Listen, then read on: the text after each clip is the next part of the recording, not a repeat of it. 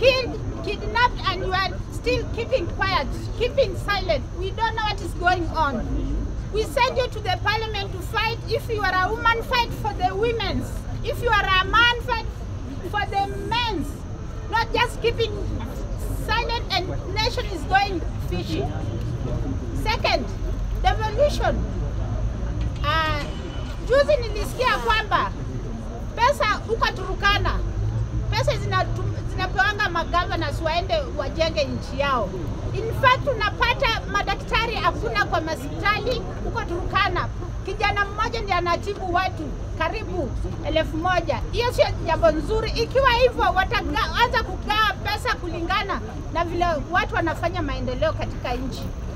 Na nyinyi vijana vile mko hapa, mwache tu kupiga mdomo. Mko na certificate, inafaa mjipange, mnaeka pamoja.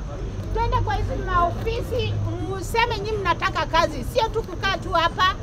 Hiyo ndio itakuwa faida yetu bure. Mtalamba patupu na hii serikali.